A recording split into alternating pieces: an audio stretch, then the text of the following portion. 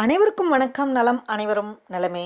Weight loss ரெசிபீஸில் இன்றைக்கி பார்க்கக்கூடிய உணவு பார்த்திங்கன்னா, காலைக்கு ஃப்ளாக்ஸீட் ரொட்டி, மதியத்துக்கு பூசணிக்காய் வெண்பொங்கல், சௌ கேரட் போட்டு ஒரு பொரியல், அதுக்கப்புறம் கோவக்காய் பொரியல் கொஞ்சோண்டு. காலை உணவு பார்த்துடலாங்க. இரவுக்கு நான் வந்து காலிஃப்ளவர் பண்ணலான்னு இருக்கேன். நீங்கள் உங்களுக்கு விருப்பப்பட்டது டின்னர் ரெசிபீஸ்லேருந்து பார்த்து ஏதாவது பண்ணிக்கலாம். இப்போ காலை உணவுக்கு பார்த்திங்கன்னா, ஃப்ளாக்ஸீட் தேவையான அளவுக்கு ஃப்ளாக்ஸீட் எடுத்துகிட்டு அதை மிக்சியில் கொடுத்து பொடி பண்ணியிருக்கேன். உப்பும் மிளகுத்தூளும் வச்சு. உங்களுக்கு தேவைப்பட்டால் நீங்கள் மிளகாய்த்தூள் கூட சேர்த்துக்கலாம். அந்த தேவையான அளவு ஃப்ளாக்ஸீடு மாவில் பொடியாக கட் பண்ண வெங்காயம், சிறிதாக இருந்தாலும் சரி பெரிதாக இருந்தாலும் சரி, தேவையான அளவு வெங்காயம் வந்து சேர்த்துக்கலாம். கொஞ்சமாக தண்ணிங்க, 1 ஸ்பூன் தண்ணி 2 ஸ்பூன் சேர்த்தாலே போதுமானது. ஏன்னா ஃப்ளாக்ஸீடுக்கு எப்போவுமே தண்ணி தேவைப்படாது. அதே போல் வெங்காயம் வேறு நம்ம சேர்த்துட்டதுனால ரொம்ப தண்ணி தேவைப்படாது. கொஞ்சமாக தண்ணி தெளித்து இந்த மாதிரி ஸ்பூன்னுட்டு கலந்துருங்க. கொஞ்சம் ஃபஸ்ட்டு பார்த்திங்கன்னா இந்த மாதிரி நெகிழ்வாக இருக்கும், கொஞ்சம் நேரத்தில் அது எரிகிடும். அந்த மாதிரி ஆனதுக்கப்புறமா கடாயை சுட பண்ணிவிட்டு இது போல் உருட்டிட்டு ஒரு அடையும் போல், நம்ம அடையெல்லாம் எப்பொழுதும் தட்டுவோம் இல்லையா, அது போல் இதை வந்து தட்டிட்டு சுற்றி கொஞ்சமாக கீ விட்டு 2 சைடு வேக வச்சு பொறுமையாக எடுத்தோம் அப்படின்னு சொன்னால் சுவையான ஃப்ளாக்ஸீட் ரொட்டி காலை உணவாக தயார். இந்த ஃப்ளாக்ஸீட் ரொட்டி எடுக்கும்போது பார்த்திங்க அப்படின்னு சொன்னாக்கா ஃபுல் ஃபைபர், ஃபுல்லாக உங்களுக்கு வந்து ப்ரோட்டீன், ஒமேகா 3, அப்புறம் கொஞ்சோண்டு நம்ம கீ விடுறதுனால ஃபேட், இதெல்லாம் சேர்ந்து ஒரு கம்ப்ளீட்டான மார்னிங் பிரேக்ஃபாஸ்ட்டாக இது இருக்கும். ஃப்ளாக்ஸீட் வந்து சும்மாவே சாப்பிடக்கூடியது தான். ஆனால் எவ்வளோ தாங்க சாப்பிட முடியும்? 1 ஸ்பூன் வேணால் நம்மளால் வாயில் போட்டுக்க முடியும். ஆனால் அதெல்லாம் வந்து அதில் இருக்கிற நியூட்ரிஷன் வந்து 1 ஸ்பூன்லலாம் நமக்கு பத்தாது. அப்போ இது போல் ரொட்டி செய்து எடுப்போம்னா நம்மளால் ஒரு 50 கிராம் அளவுக்கு எடுத்துட முடியும். நெய் சேர்க்கறதுனால நீங்கள் ஃபேட்லாம் ஆயிட மாட்டீங்கங்க. 1 ஸ்பூன் சேர்க்க போகிறோம், 2 ஸ்பூன் சேர்க்க போகிறோம். அது குட் ஃபேட்டில் வந்துடும். குட்டான ஒரு ஃபேட்டில் கண்டென்ட்டில் அது வந்துடும். நமக்கு கொஞ்சம் அவசரப்பட்டு திருப்ப வேண்டாம், கொஞ்சம் பொறுமையாக தான் இது வேகும். நீங்கள் அந்த நான் ஏற்கனவே போட்ட ஃப்ளாக்ஸீட் ரொட்டி ரோல் பண்ணி சப்பாத்தி மாதிரி ரோல் பண்ணி போடும்போது மெலிசாக இருக்கும். பட் இது அடை போல் நம்ம தட்டியிருக்கோம், அதனால் கொஞ்சம் பொறுமையாக வேக விட்டு எடுத்துக்கலாம். ஸோ 2 சைடும் கீ விட்டு வேக போட்டு எடுத்தோம்னா சுவையான ஃப்ளாக்ஸீட் அடை காலை நேர சிற்றுண்டியாக தயாராகிடுச்சு. மதியானத்துக்கு பார்ப்போம் வாங்க.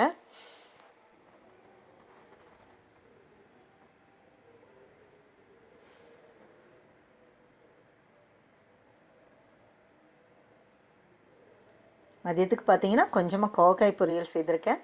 ஒரு வானொலியில் கொஞ்சம் எண்ணெய் விட்டு கடுகு ஜீரகம் தாளிச்சிட்டு தேவையான வடிவத்தில் இதை கட் பண்ணி மஞ்சள் தூள், உப்பு, மிளகாய்த்தூள் போட்டு நல்லா ரோஸ்ட் மாதிரி வதக்கி எடுத்துட்டோம் அப்படின்னு சொன்னால் கோவக்காய் பொரியல் தயாராகிடும். இப்போ பூசணிக்காய் வெண்பொங்கல் எப்படின்னு பார்க்கலாங்க. ஒரு கைப்பிடி அளவுக்கு பாசிப்பருப்பு வேக வச்சுருக்கேன் நான். இதில் 2 ஸ்பூன் அளவுக்கு குதிரைவாளி அரிசி, அப்படி இல்லைன்னா சாமை அரிசி. நான் வந்து சாமை எடுத்துகிட்ருக்கேன். இது 2ல் ஏதாவது ஒன்று, ஆனால் 2 ஸ்பூன் தான். பார்த்திங்களா, 2 ஸ்பூன் தான் இருக்குது அளவு. இதை நல்லா ஊற வச்சுட்டு வாஷ் பண்ணிவிட்டு அதை பாசிப்பருப்பு ஒரு கொஞ்சம் வெந்த உடனே இதை சேர்த்துடலாம். இது 2 சேர்ந்து வேகட்டுங்க. இடையில வந்து நம்ம பூசணிக்காய்ங்கிறது வெள்ளை பூசணி, அதை எடுத்து தோலை சீவிட்டு அதை கேரட்டு துருவி இருக்கு இல்லையா, அதில் வந்து துருவியிருக்கேன் ஃபைனாக. அதுபோல் துருவி எடுத்து வச்சுருக்கேன். அதை இப்போ நம்ம இதில் வந்து சேர்த்துக்க போகிறோம். இந்த தண்ணியை வேஸ்ட் பண்ண வேண்டாம். இது துருவும் போது நமக்கு தண்ணி வரும். அந்த தண்ணியும் சேர்த்து இதிலையே சேர்த்துட்டோன்னா இதுக்கு நம்ம தேவையான அளவு தண்ணி ஊற்ற வேண்டிய அவசியம் இருக்காது. அப்படி அது வெந்துக்கும். இப்போ பாசிப்பருப்பு, ஒரு 2 ஸ்பூன் அளவுக்கு சிறுதானியம், தேவையான அளவு பூசணிக்காய். இந்த பூசணிக்காய் பார்த்திங்க அப்படின்னு சொன்னாக்கா 1 கப் அளவுக்கு இருக்கும் துருவினது. அதாவது 100 ml 150 ml கப்பில் 1 கப் இருக்கும். அதில் நம்ம வந்து ஒரு 25லேருந்து 30 கிராம் வரைக்கும் பாசிப்பருப்பு போட்டிருப்பேன். அதில் பாதி அளவு கூட கிடையாது, 2 ஸ்பூனுக்கு சிறுதானியம் சேர்த்துருக்கேன். இது ரொம்ப சுவையாக இருக்குங்க. பூசணிக்காய் போட்டு செய்தீங்கன்னு நீங்கள் சொன்னால் மட்டும்தான் தெரியும். நல்லா வெந்துடுச்சு. உப்பு சேர்த்துக்கலாம். இப்போ இதுக்கு என்ன தாளிக்கலான்னா, கொஞ்சமாக நெய் எடுத்துகிட்டு அதில் கடுகு, ஜீரகம், மிளகுத்தூள், மஞ்சள் தூள் இது எல்லாத்தையுமே அதில் போட்டு நல்லா ரோஸ்ட் பண்ணிவிட்டு இது வெந்த உடனே இதில் சேர்த்துடலாம். உப்பு சேர்த்தாச்சு ஆல்ரெடி. கடுகு, ஜீரகம், மிளகுத்தூள், மஞ்சள் தூள்.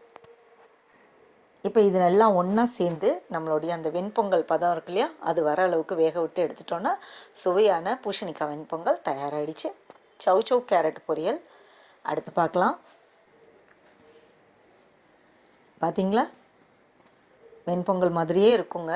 சாப்பிட்டு பாருங்கள், எப்படி இருந்ததுன்னு மறக்காமல் கமெண்ட்டும் கொடுங்க.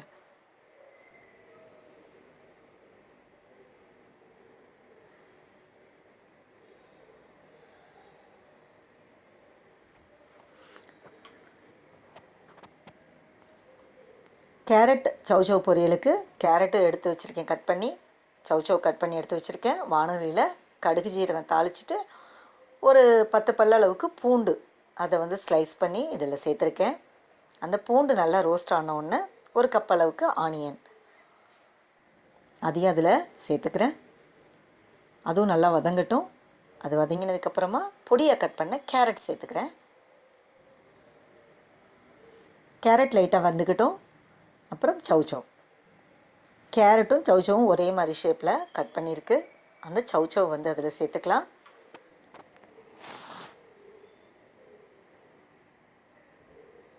நல்லா வதங்கிக்கிட்டோம்.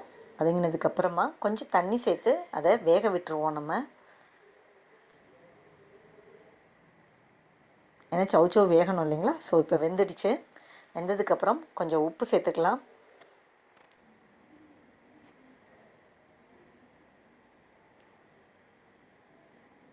கொஞ்சம் மஞ்சள் தூள், காரத்துக்கு தேவையான மிளகாய்த்தூள், கரம் மசாலா தூள், இது எல்லாமே ஒன்றா சேர்த்து நல்லா கலந்து விட்டுறலாங்க. மஞ்சள் தூள், மிளகாய்த்தூள், கரம் மசாலா தூள், உப்பு இதெல்லாம் சேர்த்து கலவி எடுத்து வச்சோம் அப்படின்னா சுவையான சௌ கேரட் பொரியல் வந்து தயாராகிடுச்சு. இந்த டிஷ்ஷஸ் உங்களுக்கு பிடிச்சிருக்கும். இரவு உணவுக்கு தேங்க்ஸ் ஃபார் வாட்சிங். ஆல்ரெடி டின்னர் ரெசிபீஸில் இருக்கிறத ஏதாவது ஒன்று பார்த்து செய்துக்கோங்க.